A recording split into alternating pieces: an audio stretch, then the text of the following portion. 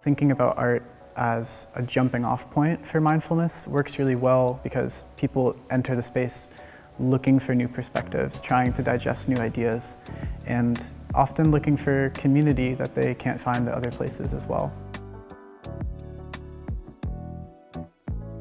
My name is Carlton Mackey, and I am the Assistant Director of Education, Community Engagement, and Community Dialogue at the High Museum of Art. My name is Noa Schmitz. I'm the coordinator for the Education Department here at the High Museum. I think with planning Oasis, the question very quickly became, what if we turned the High Museum into a sanctuary? What would that look like? And so we started to think a lot about what art looked like as an access point for mindfulness and for spirituality, and really use that question to propel the rest of our programming.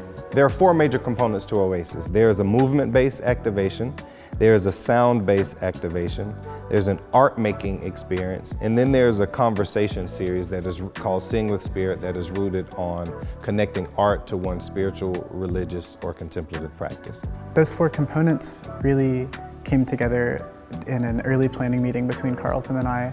We were trying to decide what the main pillars were around Oasis. We understood that art was the point of access, the reason that everyone was here, and the driving idea behind the program.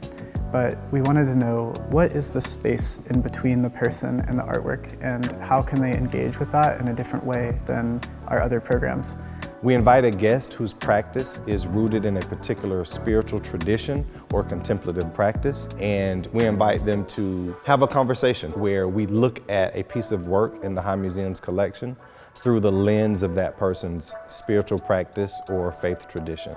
We've had different communities, from Tibetan Buddhism to people from the Jewish tradition to Christians to really the entire spectrum. What Oasis has afforded us an opportunity to do is to be able to connect to communities at that level and to do a great job of connecting in authentic ways, asking people to not leave their faith or their spiritual practice at the door, but to bring it into the museum.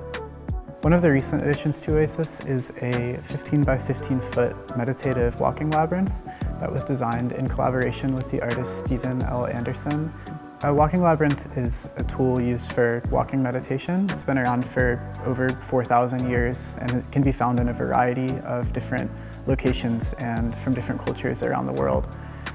So we're really honored to have something like that at our program. People often say they feel more connected to people that they've had shared experiences with as a result of practicing yoga, sitting next to someone and getting a sound bath or creating art together. These are experiences that some of our other programs don't offer in the particular ways that Oasis does. I think that seeing people interact with the space and the programs that we design has been something that I can count on to lift me up at the end of the night. I hope that Oasis is a place where people can thrive, where people can come and be refreshed, and where they can see exhibited on all of those around them what it looks like to be well watered, to be nourished, and to be replenished.